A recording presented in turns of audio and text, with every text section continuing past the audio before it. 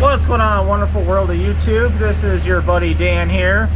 As you can tell by the scanner, I got the Camaro running. See here, I'm just a hair under 200, idling about 500 RPM, 40 pounds of oil pressure, about on E. Check engine light on, but whatever. Give you the walk around. So that's what I got on the scanner here. And this is her running. I'm still missing a few parts. I gotta get some stuff. And but hey, I mean, it's running good. Can't complain right now. Ow.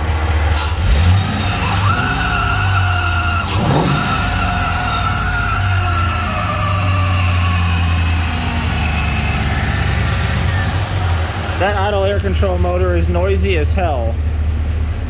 Let me put the phone down here on the back so you guys can hear what it sounds like.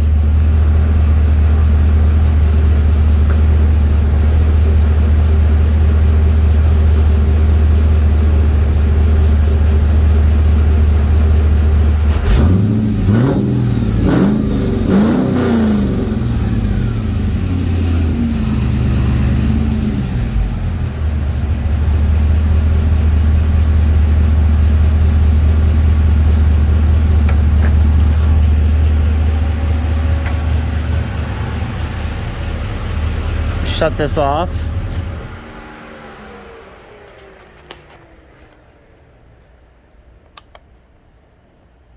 Definitely is a runner. So a couple of things I wanted to go over with everybody here about doing a swap like this. Some of you guys probably know my car already had an LT1 inside of it, and the only thing I really did was I took the computer and reused it for the LS. Changed some stuff around, but I mean, other than that, that was about it. So it's all about parts quality here. This is an LQ4. It was originally an LQ9, but it has an LQ4 in it now. I just put dished pistons in because I do plan on running twin turbos at some point. The Mitsubishi units aren't going to give me what I want. I want it to run good, and it's for the money that I'm going to spend for the Mitsubishi units. I feel like it's going to be a exhaust restriction here. And I don't need that.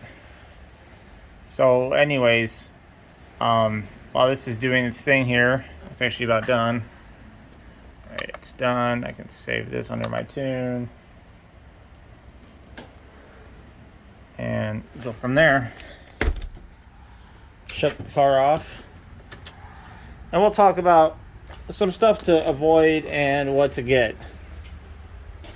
So first things first here, guys. I got Speedmaster intake on this thing and their matching fuel rail set.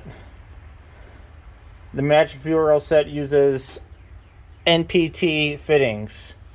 Now, to seal up NPT fittings, do not use pipe dope. I didn't know that, and I used pipe dope, and oh, this is my ghetto way to fill up my transmission. But hey, it works. I used pipe dope. You don't want to use pipe dope. You want to use Teflon tape, but you want to use this Teflon tape, AutoZone. This is PTFE rated Teflon tape for petroleum and coolant and stuff. So yeah, because if you use pipe dope, it's gonna blow out. It's just that gas is going to eat that pipe dope alive, and it's not going to be good. And yeah. Secondly, do not cheap out on getting a fuel pressure regulator. Okay? Just don't do it.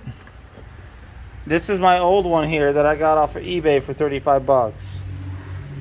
And you know, I actually did some homework about these.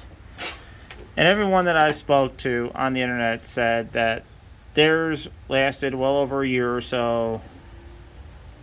And it was good and all this other stuff. Well, this thing only has about 10 minutes run time, and it was leaking fuel out of the vacuum port for the diaphragm. So not good, and it's 35 bucks. So I took it apart, cleaned it and everything. I couldn't find anything wrong with the diaphragm. So like, what the hell? Like, all right, well, whatever. The seller was cool. He accepted, you know, a return, so I got to mail this back out. What I ended up doing was I ran a Corvette fuel filter with the built-in regulator. I'll take you underneath here and show you that, what I did.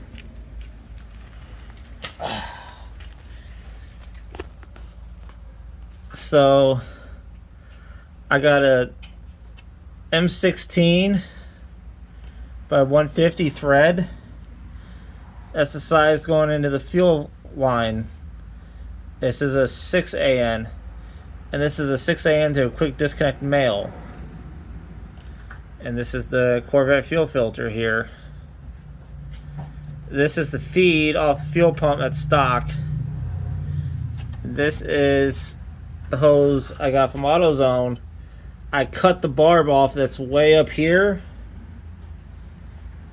and just put a connector in, and just kind of extended this to the return side. So all the fuel pressure regulating happens back here now, and it works out good.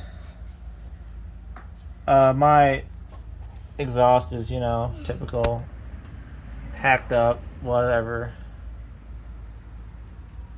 but it works. Can't complain. So yeah, another thing, headers. Get a good set of headers.